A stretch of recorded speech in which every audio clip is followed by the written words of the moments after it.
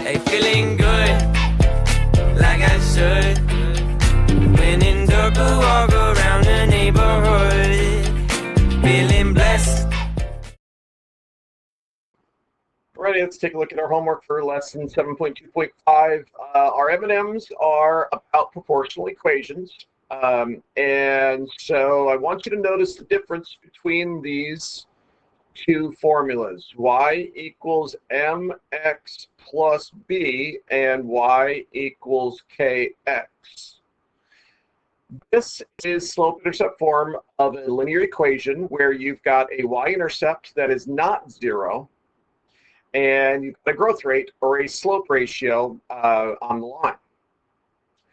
This is a proportional equation where there's no y-intercept apparently, but there is a y-intercept, and that y-intercept is at 0. So there's really no reason to include that in the formula. It's just going to be a growth rate, which is also referred to as the constant proportionality, which also happens to be the unit rate of the situation. So what we have here is this situation where sometimes it's shown as y equals kx. I kind of like to show it as y equals mx, because then you've got some consistency here with this portion of the slope-intercept form that we are familiar with. Right? But, you know, it has been y equals kx for years, and I don't know why k for constant, not the same letter. I don't know. That's just what people have chosen to do. And just understand that the constant proportionality is the same thing as the growth rate or the slope of the line or the unit rate in our proportional type situations. Okay, so here's the situation. It says if the constant proportionality, wait, is there, what are we going on here? There's no word problem for us to look at, is there?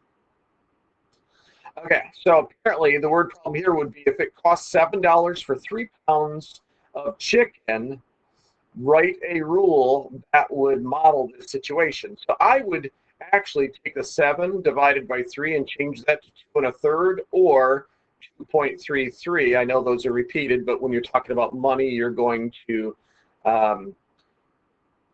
just round it to the nearest cent, and that nearest cent would be 33 cents. So seems more logical to write our rule as y is equal to 2.33x rather than write it like this.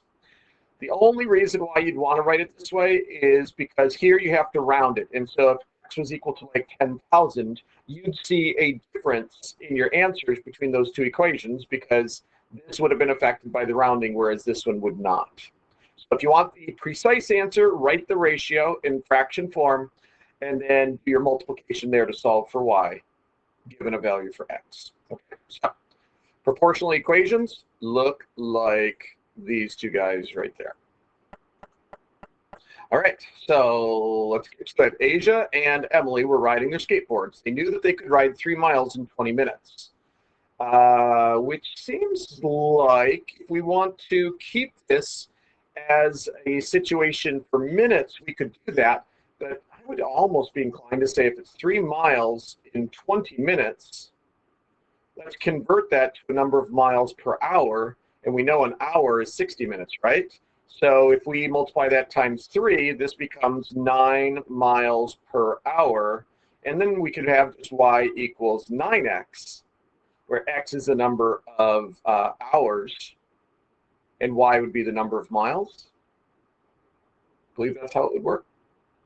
But you know, we're sticking to minutes, so that's fine. We can do it like this. Let's see. If we take our 3 over 20, and now we want to convert that to how far they can go in 45 minutes,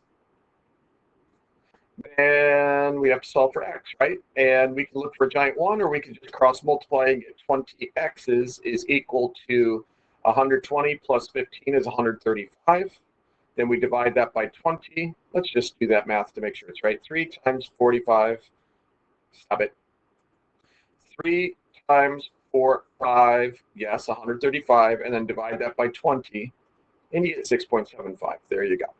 So we could use proportional reasoning, or we could set up the rule, which would be y is equal to 3/20. That's our unit rate, or our growth rate, if you will, not simplified. Well, I guess it is simplified, but it's not a unit rate per se the way it's written this way. And then multiply that times 45.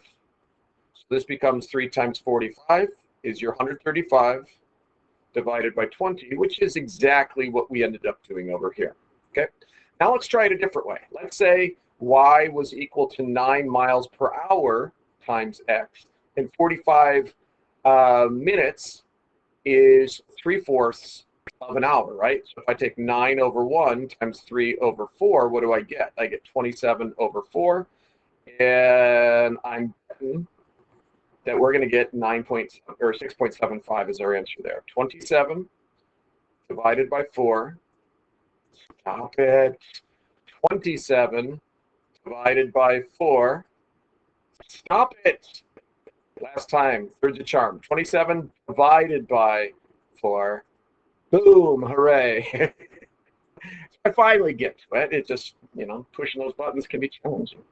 All right, so 2 different ways of showing it, but this is definitely a proportional equation, right? Because this is a proportional situation where you assume they're going to be traveling at a average or constant rate of speed, and if they spend no time going anywhere, they will go nowhere. 0, 0 applies.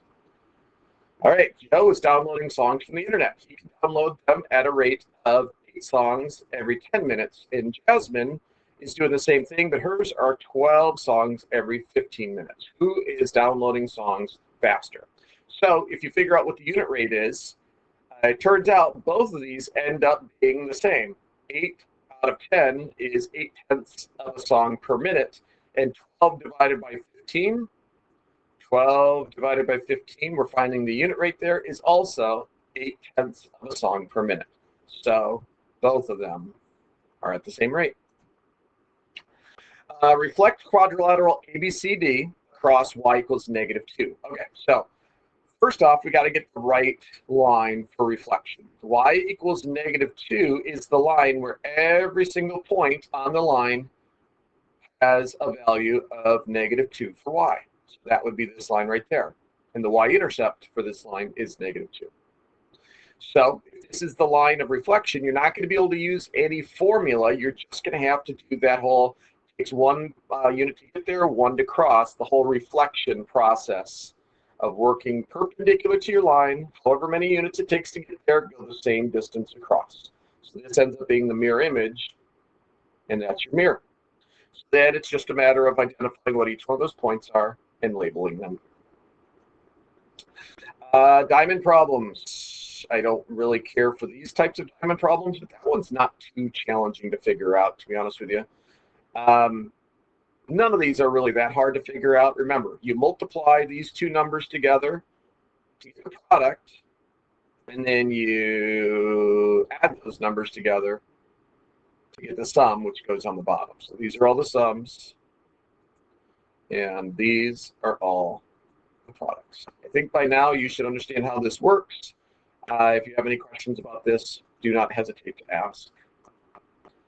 All right, on graph paper, graph the line that goes through these 2 points. So set up your graph, properly scale your graph. In this case, I counted by 1s, and then you've got your 2 points. One was -6,3, that's this guy right there, and the other one is -3, -1. This is this point right there.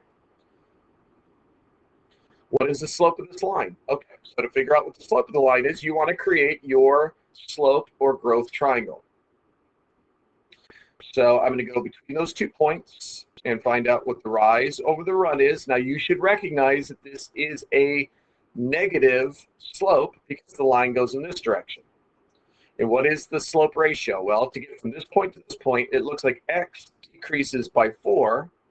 And to get from here to here, now did I say x? Y decreases by 4 and x increases by 3. So if we take our slope ratio, which is the change in y over the change in x, y decreases by 4 while x increases by 3 between every single one of these lattice points. You do the same thing here. Goes down 4, goes to the right 3. There's another point that is on the line. Y-intercept is at -5. So we incorporate the y-intercept into the rule. We incorporate our slope ratio into our rule, and that's how we get y is equal to -4/3 x minus 5 for the rule that defines every single point on that line. Mr. Crow, a head groundskeeper at High Tech Middle School, mows the lawn along the side of the gym. The lawn is rectangular, and the length is 5 feet more than the width. Okay, so the length, then twice the width. So if this is the width, then the length has to be 5 more than 2 times the width. So this could be either a perimeter problem or an area problem. Which is it? It's a perimeter problem. It says the perimeter of the lawn is 200 feet. So let's go ahead and set this up. We know for perimeter problems, you take these two sides and add them together. Then you take these two sides and add them together. And that gives you the total perimeter.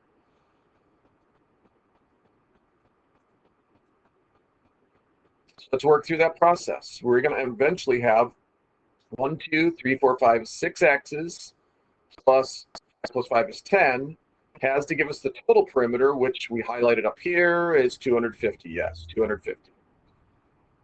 So let's solve for x and we'll know the width. And once we know the width, we can figure out the length and we can verify that the perimeter is indeed 250. So let's take away 10 from each side. So 6 x's was equal to 240 because 240 plus 10 is 250. And 6 times something is 240. I know 6 times 4 is 24. So I'm sure 6 times 40 is going to be 240. So if this is 40, then this has to be 40. This will be 85, which makes this 85. And let's make sure that those add up to 250. 40 and 85 is 125, and 125 plus 125 is indeed 250. So we can declare our answer. The length is 40 feet and the length is 85. Now we're going to use these dimensions to calculate the area. Well, how do you find the area? Area is equal to base times height. When you take 40 times 85, you'll have your answer. 40 times 85, the area is 3,400 square feet. And that does it for homework. Hooray. All right, let's move on to the next activity. Take care. Hey, feeling good, like I should. When in dark, walk around the neighborhood.